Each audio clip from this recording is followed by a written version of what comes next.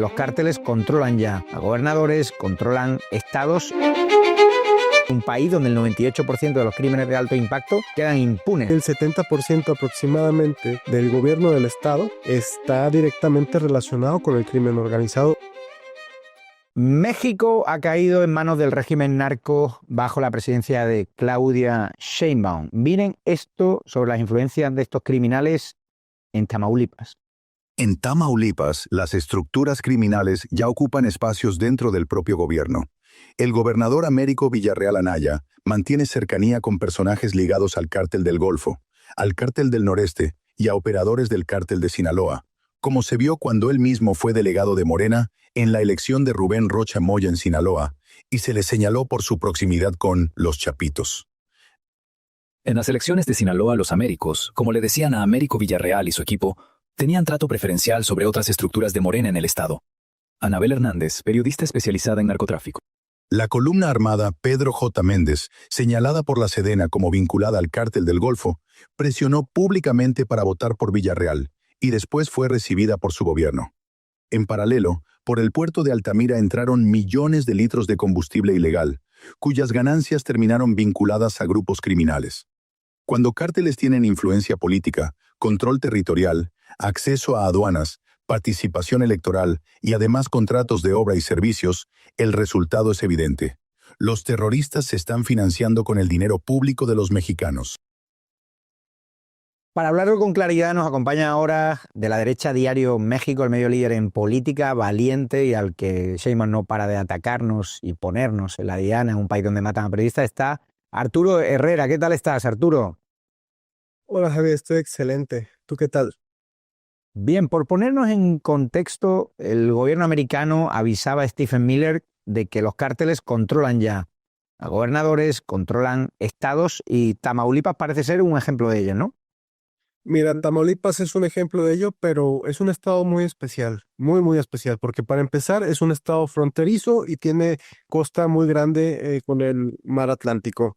Y tiene uno de los puertos más grandes, un puerto energético, ¿no? Está Tamaulipas y está Texas. El crimen organizado en México, una fuente de su financiamiento ya no son solo las drogas, es el combustible. Compran combustible barato en Texas y lo venden en México a precios bastante más inflados, porque acá en México el combustible tiene muchísimos impuestos. Entonces ellos lo sacan de acá, lo ponen lo venden como si fueran con impuestos y sacan una ganancia estratosférica. Es la trama que se conoce Huachicol, es la trama que se conoce como la trama del Huachicol, donde está el hijo del expresidente AMLO, ¿no, Andy? Ese es el famosísimo huachicol fiscal. Y había un personaje llamado Sergio Carmona que se le conocía como el rey del huachicol fiscal. Este señor que fue abatido en el 2022 presuntamente por militares, porque los que lo abatieron tenían corte militar, ¿no? Tenían características de militares. El señor había estado cooperando recientemente con la DEA. Les había estado filtrando información sobre negocios que él tenía con Morena, con Américo Villarreal, e incluso cuando lo asesinaron, cuando lo abatieron, para que el señor dejara de cantar, el FBI y la DEA lograron recuperar dos celulares que contenían información sobre su agenda, sobre sus mensajes, y entre esos mensajes no solo están personajes de Tamaulipas, sino que estaba el presidente de Morena en ese entonces, que era Mario Delgado, por decir un ejemplo, ¿no? Entonces, este señor financió muchísimas campañas de Morena a nivel nacional y en Tamaulipas, y actualmente el gobernador Américo Villarreal se vio beneficiado del huachicol fiscal y mantiene lazos con tres cárteles diferentes. Tiene lazos con el Cártel del Noreste, que es la decisión del Cártel de los Zetas, con el Cártel del Golfo y con el Cártel de Sinaloa. El señor en este momento está siendo investigado por Estados Unidos y mira, ahí te va algo curioso. Él dice que no le han retirado la visa, pero desde agosto del año pasado que no pone un pie en suelo americano. Y la pregunta que te hago, Tamaulipas también acaba de nombrar fiscal a un hombre que estuvo preso por un caso ligado al Cártel del Golfo. Jesús Eduardo Gobea Orozco fue detenido en 2001 por la sustitución del capo El Quelín, operador del Cártel del Golfo, y terminó en Almaloya. Salió sí, pero nunca fue exonerado. Hoy ese mismo personaje será quien combata la corrupción y persigue al crimen, uno de los estados más violentos del país. Y hay que hablar de un país donde el 98% de los crímenes de alto impacto quedan impunes, ni siquiera se procesan judicialmente. Cuéntanos más sobre este fiscal, si es que lo conoces. Mira, el tema del fiscal es apenas uno de tantos en general. O sea, este patrón del fiscal se ha repetido a todos los niveles de gobierno en Tamaulipas, tanto a nivel municipal como a nivel estatal. No solo ha sido el fiscal quien ha estado involucrado con este tema, sino secretarios de gobierno, eh, coordinadores también de gobierno que han... La forma más prudente de decir esto, y no es una exageración, es que el 70% aproximadamente del gobierno del estado está directamente relacionado con el crimen organizado o con grupos de crimen organizado, como bien lo mencionaste hace rato con este nuevo fiscal. Claro, y Arturo, ya para acabar, la gente en México está algo desconcertada porque Trump está tratando bien a Claudia Sheinbaum cuando la ve, pero luego están presionando muchísimo a los gobernadores, están retirando visas a cargos importantes de Morena. Ese doble rasero, ¿cómo se está entendiendo en México? Mira, eso yo creo que lo hacen en un sentido de Kissinger de Estados Unidos, de te da la mano, pero por debajo también te está presionando.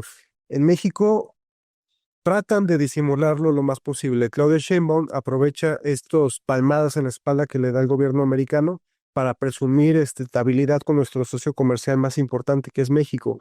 Pero sin embargo, yo veo solo que está tratando como de amortiguar los daños porque Estados Unidos efectivamente ha hecho una política contra el huachicol fiscal, ha congelado cuentas de gobernadores, de presidentes municipales, ha retirado visas y en esos temas Claudia Sheinbaum se ha mantenido en completo silencio, ¿no?